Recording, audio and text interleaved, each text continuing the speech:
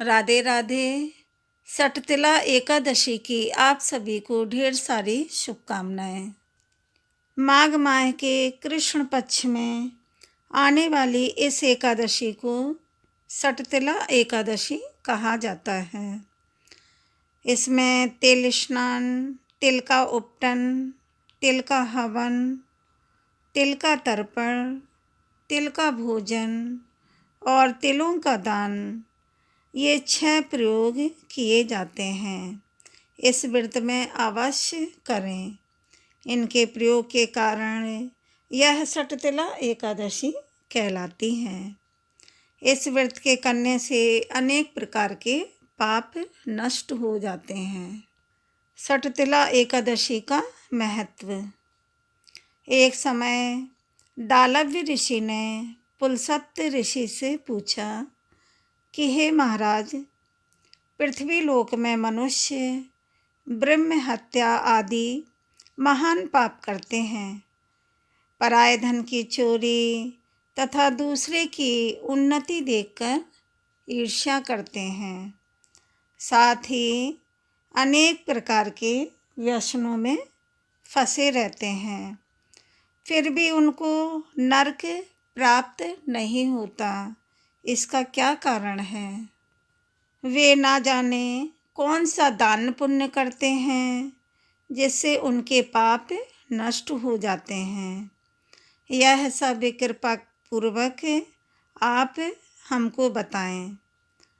पुलस्त्य मुनि कहने लगे कि हे महाभाग, आपने मुझसे अत्यंत गंभीर प्रश्न पूछा है। इससे संसार के जीवों का अत्यंत भला होगा। इस भेद को इंद्र आदि भी नहीं जानते, परंतु मैं आपको यह गुप्त तत्व अवश्य बताऊंगा। उन्होंने कहा कि माघ मास लगते ही मनुष्य को स्नान आदि करके शुद्ध रहना चाहिए। इंद्रियों को वश में करके काम, क्रोध, लोभ, मोह, अहंकार, ईर्ष्या तथा द्वेष आदि का त्याग करके भगवान का स्मरण करना चाहिए। पुष्य नक्षत्र में गोबर, कपास, तिल मिलाकर उनके कंडे बनाना चाहिए। उन कंडों से 108 बार हवन करना चाहिए। उस दिन मूल नक्षत्र हो और एकादशी तिथि हो तो अच्छे पुण्य देने वाले नियमों को ग्रहण करें। स्नान आदि नित्य क्रिया से निर्वत होकर सब देवताओं के देव श्री भगवान का पूजन करें और एकादशी व्रत धारण करें। रात्रि को जागरण करना चाहिए। उसके दूसरे दिन धूप, दीप, नैवेद्य आदि से भगवान का पूजन करके खिचड़ी का भोग लगाएं। तत्पश्चात पेठा, नारियल, सीताफल या सुपारी का अर्घ देकर स्तुति करनी चाहिए।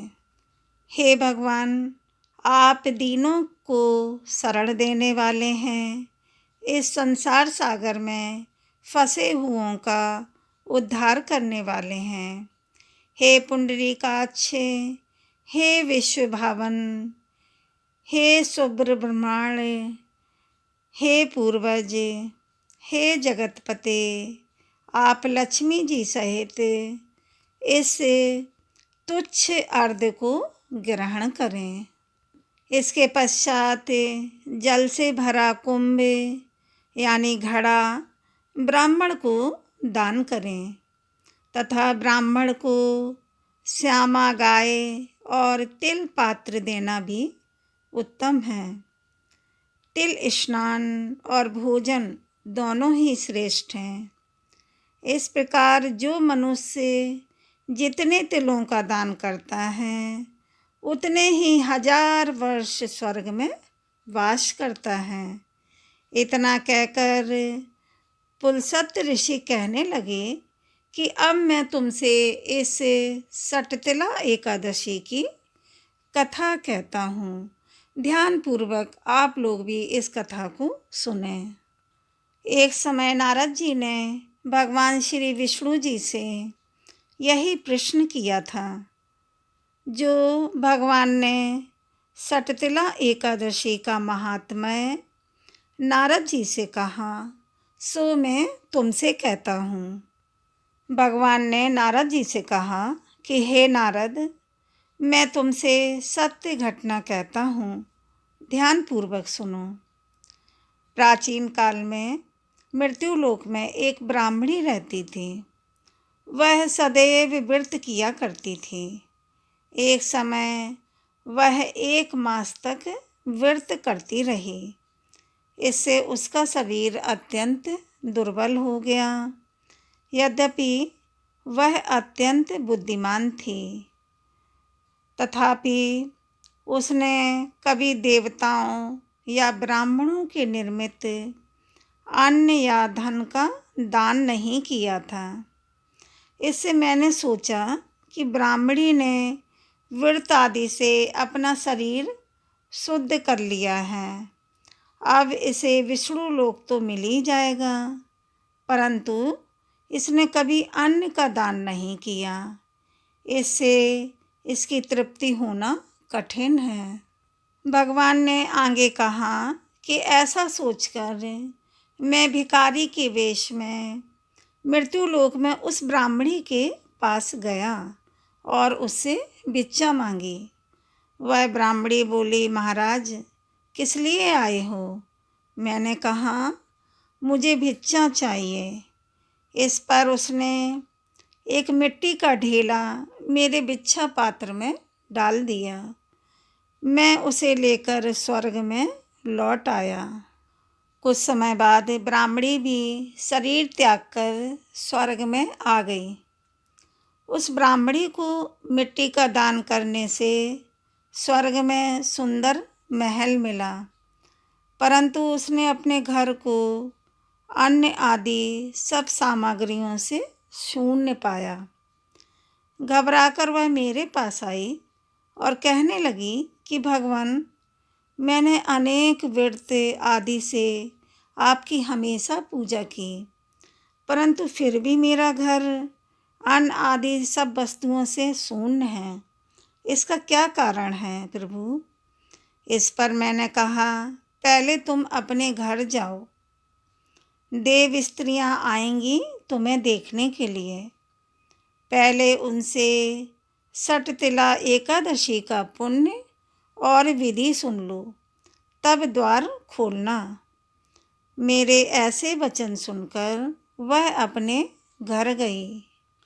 जब देव स्त्रियां आईं और द्वार खोलने को कहा तो ब्राह्मणी बोली, आप मुझे देखने आई हैं तो सटतिला एकादशी का महात्म्य मुझसे कहो। उनमें से एक देव स्त्री कहने लगी कि मैं कहती हूँ। जब ब्रह्माणी ने सटतिला एकादशी का महात्म्य सुना तब द्वार खोल दिया। देवांगनाओं ने उसको देखा कि ना तो वह गांधर्वी है और ना आसुरी है, वरन पहले जैसी मानुषी है।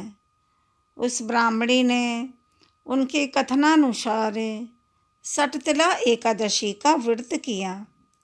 इसके प्रभाव से वह सुंदर और रूपवती हो गई तथा उसका घर अन्य आदि समस्त सामग्रियों से युक्त हो गया।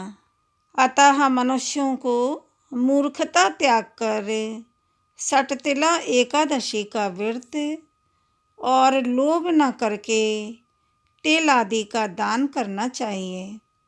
इससे दुर्भाग्य, दरिद्रता तथा अनेक प्रकार के कष्ट दूर होकर मोक्ष की प्राप्ति होती है।